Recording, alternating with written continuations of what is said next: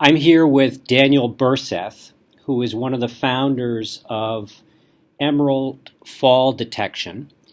And Emerald was one of the finalists of the 2015 MIT Business Plan competition, and notably was the winner of the People's Choice Award for companies for finalists in the final competition. So welcome, Daniel. Thank you for participating in our class. Thanks for having me. Happy to be here. So tell me about Emerald. What does Emerald do? Yeah, Emerald is a fall detection device that resides in an elderly person's home. So this is an area that I would be surprised if any of you have thought about before, but it's a huge industry and it's a huge healthcare problem. Elderly falls afflict every third elderly person over the age of 65 once a year and generate hundreds of billions of dollars in medical expenses. We've developed a device that can monitor a home using wireless signals and without the need for a wearable pendant, that when it detects a fall, it'll send a text message, phone call, or email to a custom list of recipients like your family members or emergency service providers. And what are the origins of the technology? Absolutely. The technology is the real secret sauce here, and it was developed at MIT by Professor Dina Katabi, and for her work on this technology, she was actually awarded a MacArthur Genius Grant. The technology is called Y-Track, and it is a device similar to a wireless router that emits wireless signals that reflect off of people and objects in the environment. And the key insight is software that interprets those reflections to make statements about what's happening in the environment. Are people running? Are people falling? Are people sitting still? And what's your background? Yeah, absolutely. So I just recently graduated from MIT with Masters in Engineering and Business Administration. And prior to coming to Cambridge, I spent roughly 6 years down in New York City working in financial services, and then a year involved in other startup projects prior to coming to MIT. And so what is your role with Emerald? Absolutely. So Emerald, before I got there, was a extremely bright and competent technical team, and I've come in to help define and resolve issues related to strategy, brand, supply chain, financial operations, sales channels. So right now it's a jack of all trades trying to understand how do we take this incredible technology, this award-winning technology, and translate it and commercialize it into something that can hopefully help a lot of people. So you're the business guy, and the rest of the team are the technical side of the house? Yeah, correct. So right now the team is led by Professor Dina Katabi, who I mentioned, and on her team and in her lab are Fadil Adib, Zach Kabalik, and these are software and hardware engineers, some of the most brilliant people I've had an opportunity to work with. And from there, we've kind of had a floating cast of characters. People will come and work hard for 2 months and then jump off to go do something else. So the team dynamic has been really interesting. So how did the team come together? Yeah. So a good friend of mine introduced me to Dina. He knew that I had an interest in startups and technology, and I was looking for a way to kind of sit at the intersection of something extremely technical like Y-Track and scratch the entrepreneurial itch that I've had, my entire life, and what was one of the primary reasons that I came up to Cambridge. And you mentioned that there have been some comings and goings on the team. That's interesting. So what exactly was the relationship between the team and the people who would work for you for a month or two? Yeah, absolutely. So I think there's this trend right now where you see a tremendous amount of idealism associated with startups and founders and venture capital, and I think a lot of people are initially attracted to participate in that space. But when it gets down to the day-to-day, it's hard, it's slow, it's uncertain. There is conflict that needs to be managed, and people who enter this tend to be people who have a lot of options to do other things. So we've seen a lot of people come in super excited, do great stuff for 3-4 weeks, and then go work for Google. So are these MIT students? For the most part, yeah, for the most part. So really just trying to understand, what people's motivations are as early as possible. I mean, it's great to have, units of work that can be done by additional people, but ideally you're trying to create a team that is here for years. So the people that came in and worked for a short time, they were really doing it for more academic purposes than for financial purposes. Or just to explore, which I totally support. I mean, I think that if you do have an interest in a startup, if you do have an interest in entrepreneurial lifestyle, some iterating early, meeting a lot of different teams, exploring a lot of different industries and functions, I don't think there's anything wrong or miscalculated about that. And it's unfortunate that we have to be sort of a training ground or a proving ground for other people, but I understand their motivations. So at this point, the company's got no revenues. You're still working on your product development. Yep. And so are people working with the expectation of equity at this point? Yeah, hardware design and development is slow. I mean, it's not like software where you can go from concept to potentially sales or a user base in 6 months. I mean, it's a multi-year process to go through design, manufacturing, testing coming out of manufacturing, shipping, receiving, and as our model will unfold, collecting subscription revenues. So right now, the business is far away from making money, and so right now the expectation would be that people would be compensated with a meager salary that's typical of a company in our position, and equity. And where is the money coming from for the salary? Right now it's coming from personal funds, and eventually we'll transition when the time is right to more formal startup sources of cash, so seed, VC, people like that. So are people working other jobs while they're working on Emerald in order to make ends meet? They are, absolutely. So, myself, I'm, doing some consulting on the side and developing software off of platforms like Experfy and Elance. And, there's other people who are, perhaps moonlighting isn't the right word, but are able doing research grants and able to continue work in their lab. So, yeah, it's kind of double duty for a while before we've cleared some risk.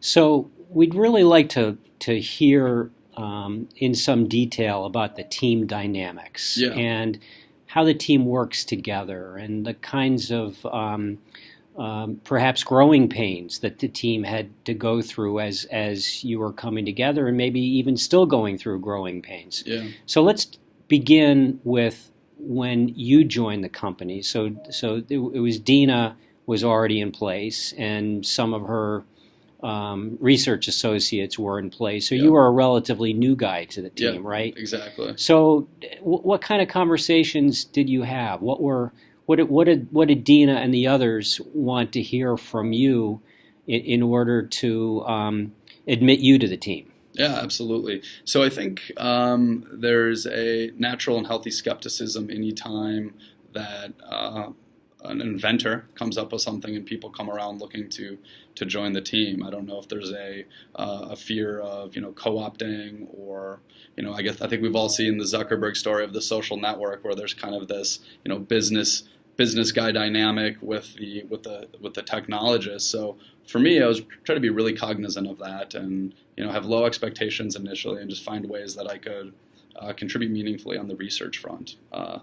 Develop a survey to send out to my network to help answer some question that we had up in the air. Conduct interviews with assisted living facilities. Visit people who had fallen, and to hear about their experience. So not glamorous things, but some output that would help establish credibility.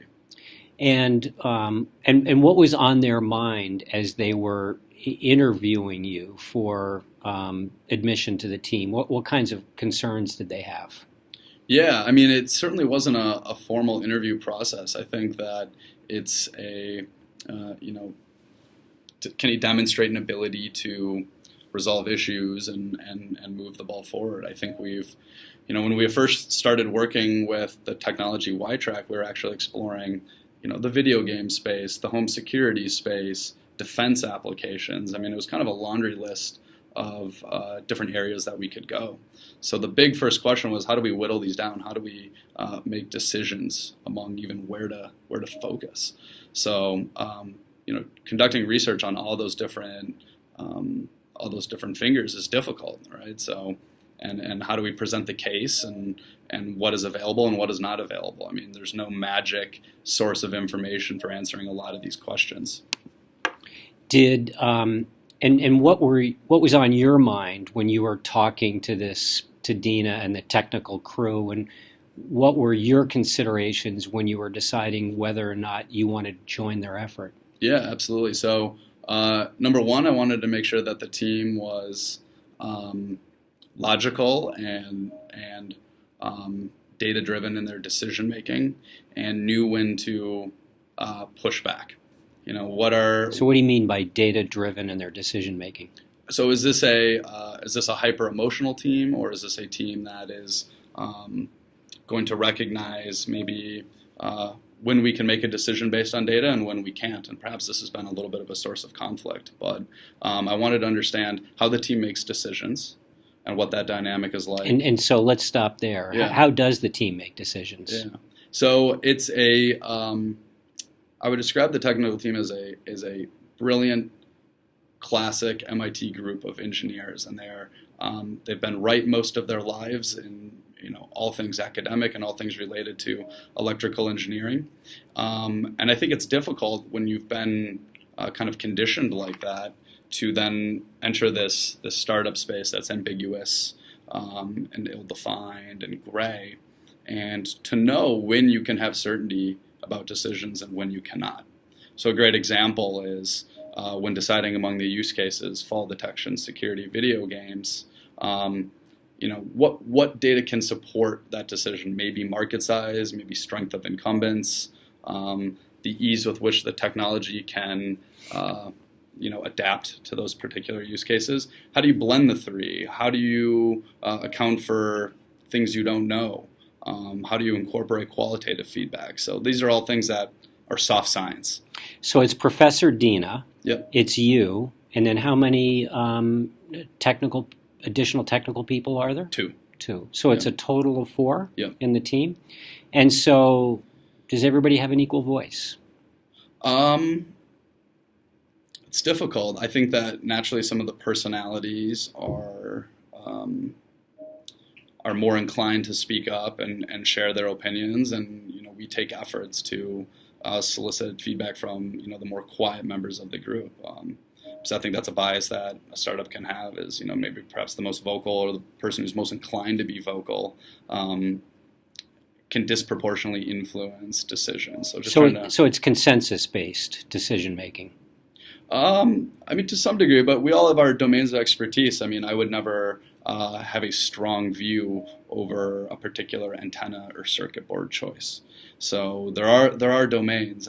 Thankfully they trust me to model how a Kickstarter campaign might impact the organization, from a cash flow perspective, and I trust them to make circuit board and antenna decisions on the core hardware. So we do have areas of expertise, but some of these more big questions that no one's an expert in, for example, fall detection versus gaming, no one's an actual expert there. So that is more of a, everyone has as many votes as the next person. Have you made use of outside advisors to help you in decision making? Yeah, absolutely. One piece of advice I would recommend is while you're in this exploration stage, is the power of your school email address. I've noted that when I send emails from my school email, my response rate from people looking to just gather information or connect me to someone else is probably in the high 90s, which is pretty remarkable. If I were to do that same test, and I've worked on companies in the past where I've been sending stuff from Gmail or the company domain name, I would say my response rate is in the low 20s. So I'm always extremely impressed with how generous people are with their time for students, and I would say take advantage of that as it relates to commercial exploration. So tell us a little bit more about the outside people that you've been getting input from. Not necessarily their names, but right. What are their profiles? Right. And who have you found to be most useful? Right, absolutely. So we're working in a space that none of us knew anything about. It's geriatric healthcare. If you would ask me a year ago if I would be, looking at hardware devices for assisted living facilities, I would have thought you're crazy. But there's been a need to really learn about that space. How do people buy devices like this? How do the current pendant-based players attract customers? Where do they manufacture? What's the role of Medicare and Medicaid, if any? So there's been a mountain of research that you can certainly do a lot of reading on, and there's a lot of publicly available resources, but you learn the most and you uncover things that you should have been asking but you didn't know when you talk to people. So I think people that stick out as like particularly helpful include what I would call like the frontline people on this problem. It's not so much, a VC who has expertise in geriatric products or, the CEO of assisted living facility. It's the nurse that makes rounds and checks on fall people. It's the, resident at MGH who sees 15 broken hips a week. It's the senior citizen who doesn't want to wear pendant technology because it's making a statement about their independence and lifestyle. These are things that you would never, find in a convenient PDF somewhere. You get them by talking to people kind of at the heart of where your business resides. So let's get back to the team dynamic. Have you split the equity at this point? We have not. And when do you think you'll do that? I think when there are when there's a forcing function that might make us have to sign up for services in the company name, or when we have to perhaps start contracting with a manufacturer. You can't do that in an individual's name. You need to do that in a formal business structure, and then that would require kind of discussion of who the shareholders are and what is included in the articles of incorporation. I mean, this is an area that I don't know a ton about, but it seems right now that it would be dependent on our need to publicly be viewed as a company for services. So at this point, you're a bunch of highly talented people that are working together with a view toward starting a company, but you're just not there yet. Yeah, correct. And that's tough. It's tough to be in that gray zone. Does that uncertainty make you nervous, or is there enough trust amongst the group that you think it'll all work out?